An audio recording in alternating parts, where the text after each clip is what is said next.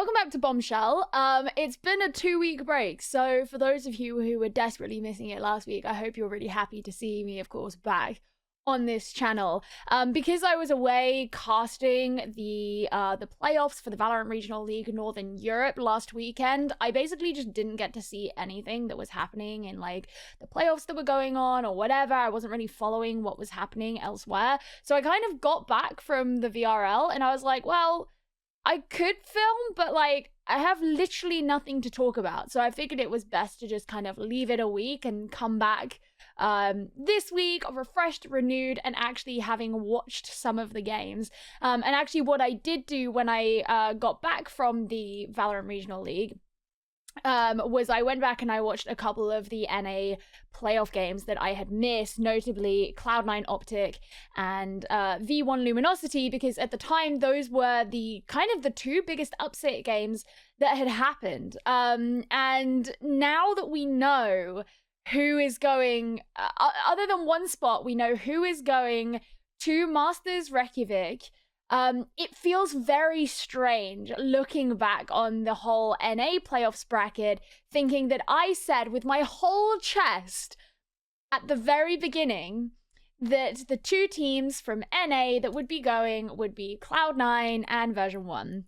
Now, if you haven't been following NA, I'm just going to tell you that there were 4 top teams, and basically everybody knew that it was going to be 2 of those 4 teams that were going to be the teams that make it through into Masters. And it was just about guessing which team was going to be the one, or which teams were going to be the ones to actually do that. I got the 2 wrong. Like, literally, the 2 that I picked were the 2 that didn't make it. So that's great. That's certainly one way to start. And the funny thing is, depending on how you see it anyway, is I was out on the night that Cloud9 got eliminated, and so I didn't watch that night. And I was streaming the following day, and I was like, yeah, you know, I wonder how Cloud9 are going to do in the finals. And my chat was like, Cloud9 are out. And I just had not registered that I had missed a day of playoffs. Like, that just hadn't clicked in my head. I was like, wait, since when are Cloud9 out? Like, are you guys joking? Are you lying to me? And it just, I had totally like lost all memory of the fact that I had been out the previous night and just missed the day of playoffs as a result. So I didn't actually get to see that, but I think it's probably a good thing that I didn't, because I was really rooting for Cloud9.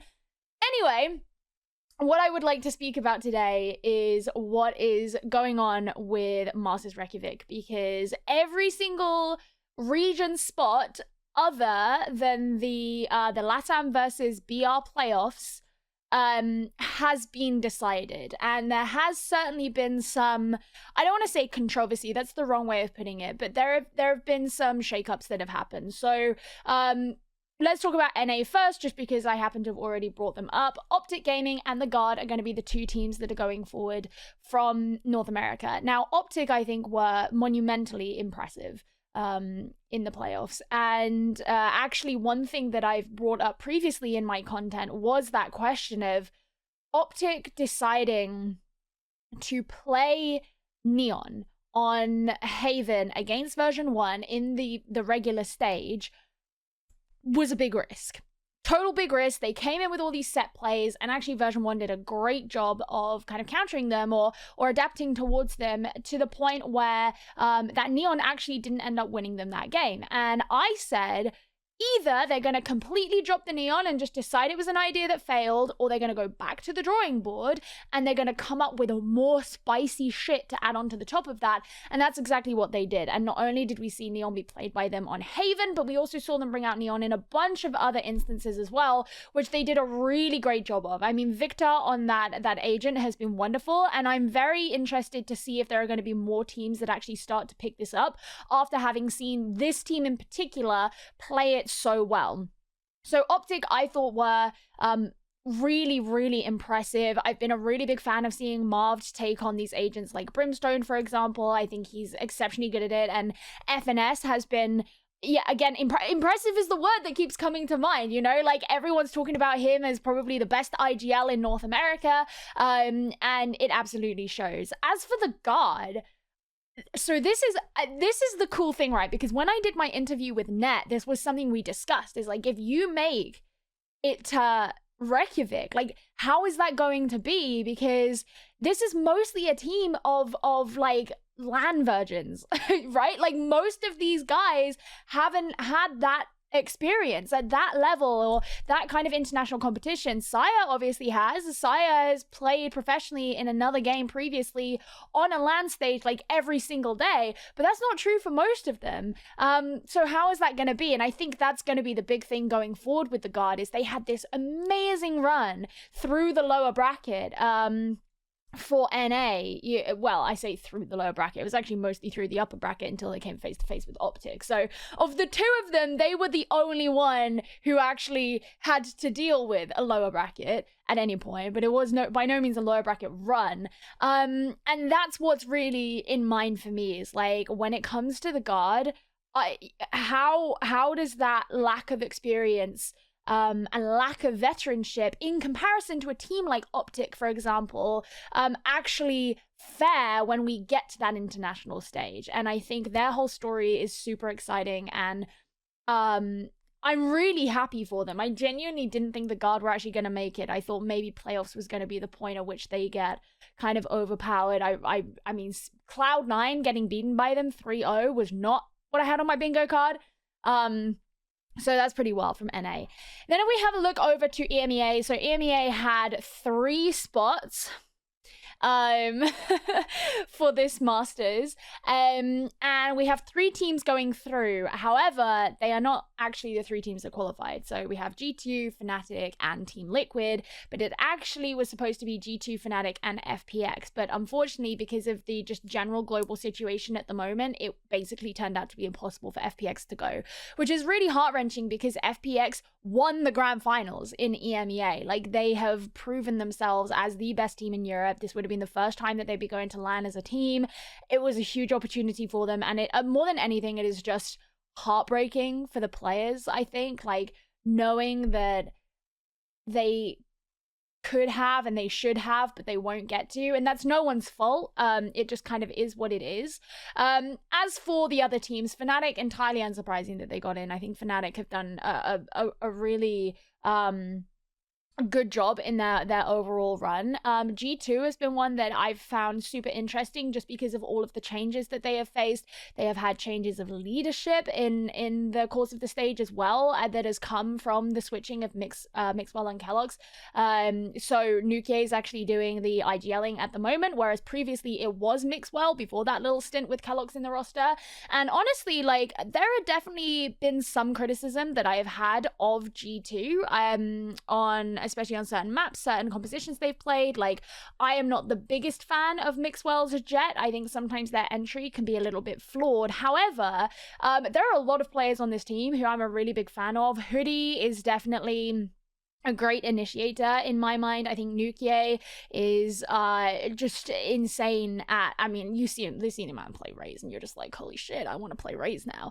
I don't remember who it was who tweeted it yesterday, but I did see someone tweet, it was like Ryan Central or Sideshow or someone like that, tweet saying, I actually am trying to come up with someone who is a more consistent player than Nuke. Like, whose name would you throw into the hat? And I think that's a really good point and a really good thing to bear in mind going forward and watching this team compete.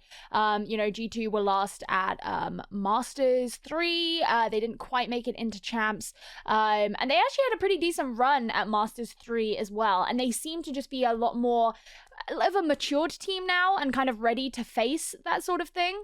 As for Team Liquid, I actually haven't been able to see any of their games this stage. So I don't want to really comment on like how they're actually doing or whatever. They obviously didn't actually qualify, and this has kind of been their second lease of life. So I obviously imagine that they're extremely grateful for that fact.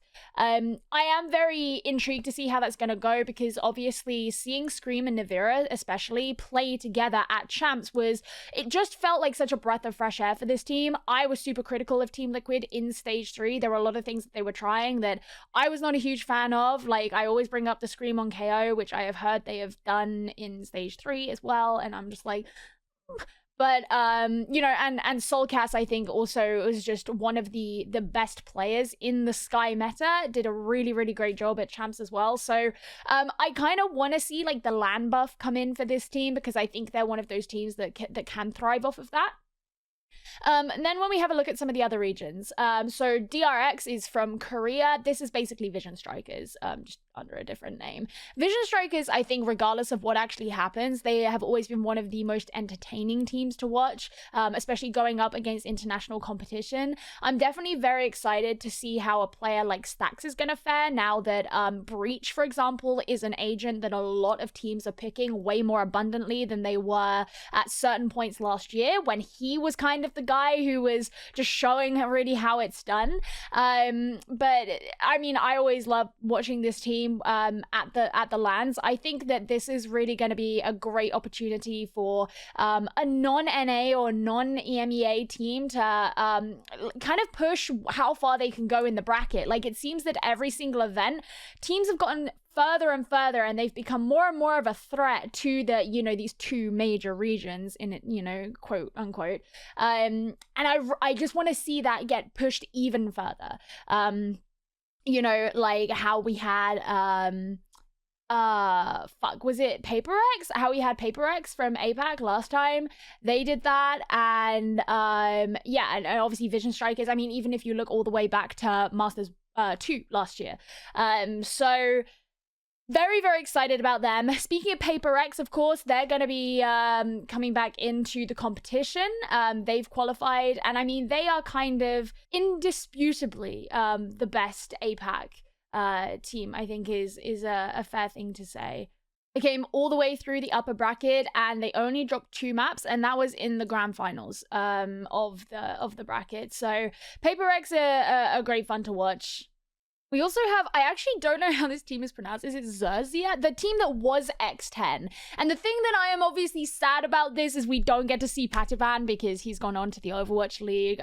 But he was kind of the star player for this team, and the one that everybody was talking about back at Champions. But, you know, it would be cool to see them like do a crazy push again as well. Like, I really love this idea of APAC being able to prove very early on in the life cycle of Valorant that they are a legitimate threat to EU and NA, because I think if you have a look at a lot of esports, you get to a few years down the line before any of those other regions start to be a real genuine threat and have developed enough. But even when you look over into like LATAM and Brazil, you know, that can still be a really viable thing here in Valorant. A crew have made it back into Masters for this next one, and again, like, that is a team that I think a ton of people had like really, really rallied behind. Like, I love watching players like Kesnet and Delzik. I thought both of them were fantastic in the last 2 LAN events that we've seen them perform in. And they have like a massive fan base, and again, like, really show that actually, like, we're not a minor region. And this is something that, yeah, I'm a huge fan of. As somebody who's come from Rainbow Six, where Rainbow Six, it kind of went through this period where, like, NA was the best, and then EU was the best, and then it's like LATAM had, like, or, you know, LATAM in Rainbow Six also encompasses Brazil. LATAM had these players who were really mechanically gifted, but like the teams themselves weren't necessarily legitimate threats to the NA and EU teams. And also like APAC wasn't even really in the conversation that much, other than Fnatic, who are an Australian team. And then like it got to the point where actually suddenly Brazil were pretty definitely the best region in Rainbow Six, and they had needed those years to develop. And I suppose some of it comes into like funding and just like whatever, like investment in the region. There are some pretty big orgs in Brazil in Rainbow Six, but the same kind of goes for APAC, right? It's like when APAC became like a really major region in Rainbow Six and is actually treated as such and had a major broadcast and whatnot, that's when we started to see a lot more of this talent and a lot more development and investment go into the talent that is there. So it really took some years into the Rainbow Six life cycle for those two regions to kind of show what they're made of. But that doesn't seem to be the case here in Valorant, and that's something that really excites me, because as much as like as someone who is from, you know, one of the two major regions, like the EU NA like Goliath, I obviously have like a bias to being interested in those two regions. I'm from Europe. I've always lived in Europe. I have a really strong affinity for North America. I love it there. I feel like a strong tie to there. I've never been to Asia. I've never been to South America, you know, so it would be understanding that like my bias would be in one of those two big regions. However, like, what I love more than anything is a fucking underdog story. I think that's a very British thing. I've heard that's a British thing, but I love an underdog story, man. And I love seeing upsets. I love seeing like the small guy come through and actually like really prove what they're made of. And I think that's what we've already started to see in Valorant quite a bit over the course of at least the last year. And that's very early compared to other esports. And that's something that really excites me. Again, like another team that we could talk about who are going to be coming into Masters who may have a very similar thing is Zeta Division, this Japanese team. Now, it's not the exact same version of the team that we've seen in the past. So no more Takajay, no more Reita, you know, these names that we remember seeing last year. But having Zeta Division in it as well to represent Japan, like the Japanese region in Valorant, I don't think is necessarily going to be like a really legitimate contender for like the playoffs, for example, at Masters. But I do think that they're incredibly entertaining, and it's a region that people find really easy to get invested in. So I think that this is super, super exciting. As I say, the only region that we are yet to find that last place of is LATAM versus BR playoffs. I actually don't know when this is meant to be taking place. Let's see. Okay, it's going to be happening in... It's going to be happening on April the 1st, 2022, and it's between Ninjas in Pajamas and Leviathan. So this is a mostly Brazilian team versus a mostly Chilean team. So yeah, we could end up with some more Brazilian representation, which, you know, Brazilian fans are famous / infamous for being incredibly passionate. But having the Chilean representation would also be really cool. There are obviously Chilean players on crew as well. But I also think, like, compare this to other esports where you think of like South American teams and like how many players do you expect to be from Chile? Probably not really that many. So it's really cool that that's a country that like gets to have that many people potentially playing on their most major international stage. So we also have the promos in EMEA that are going to be upcoming. This is something that we don't have in North America because, of course, we don't have regional leagues in North America. It's a Europe-only thing. But this basically gives two teams the opportunity to promote it from the regional leagues up into VCT EMEA, and also the kind of bottom two teams from VCT EMEA are going to be fighting to keep their place. So the two teams from VCT EMEA that are going to be competing in that are going to be Big and Supermassive Blaze, and they're going to be going up against Rebels Gaming from Spain, Sector 1 from France, XL Esports from Northern Europe, Anonimo Esports from Eastern Europe, Team Falcons from MENA, Surreal Esports from Turkey, Focus from DACH, and then to be decided from to be announced. I actually don't know what that is. Oh, to be decided from to be announced was the CIS one. Okay, I see. That makes sense. That's such a shame. But yeah, so they're all going to be going up against each other, and it's going to be a double elimination bracket. Big and Supermassive Blaze have buys into the upper bracket semifinals because, of course, they came from the, you know, VCT EMEA.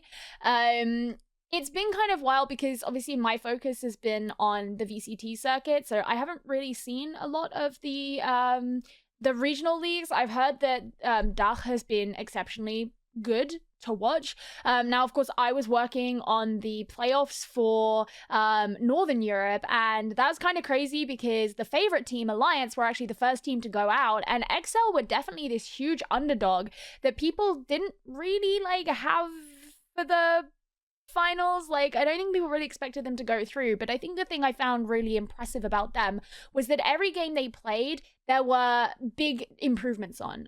So we would criticize something in a game they played, and the next game that would be kind of mostly fixed or at least attempted to be adapted to.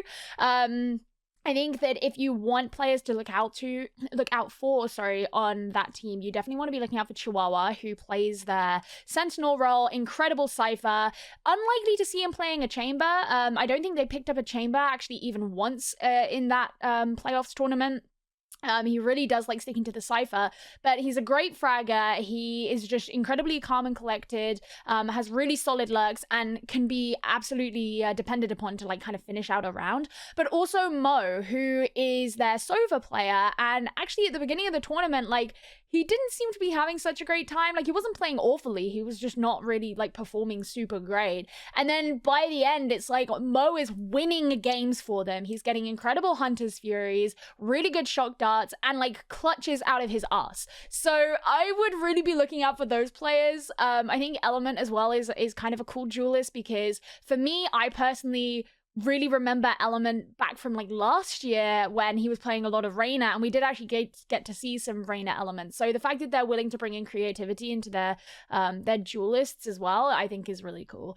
So I'm excited to see how the promos are going to go, because this is going to be a really big time for these European teams, and also because this is the first promos tournament that we're going to have as well. So seeing how like the promo relegation format for VCT is going to work in Europe, it's going to be super interesting. I'm very excited.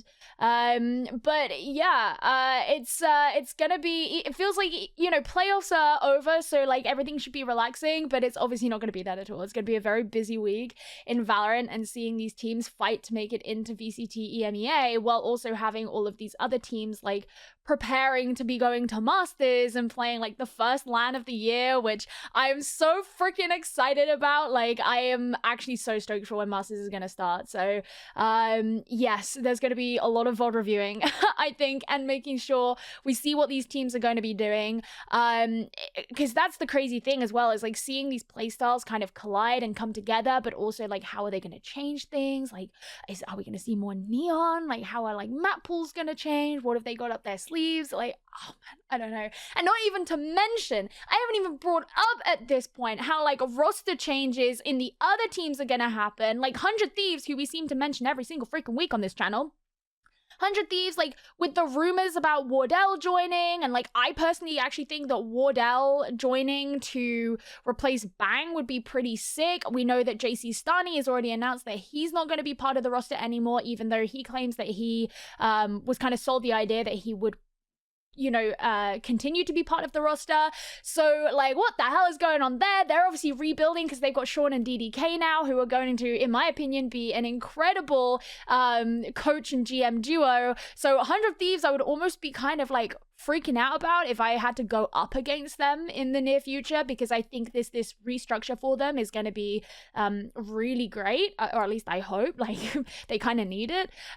So yeah, just so much going on. Like, what's going to happen to teams like, I mean, LG, who I think did way better in the playoffs than we thought that they would, or like Evil Geniuses, who had a really rough, like Evil Geniuses or NRG, right, who had like really rough runs through actually stage 1. Ugh, there's so much Valorant. Okay, well, I'm gonna leave it there. You guys let me know what you think about upcoming Masters, which teams you think are gonna go, which teams you think are gonna do well, how you think promos is gonna go, what do you think about potential like roster reshuffles. I want to hear all of it, and I will see you guys in the next video. Goodbye.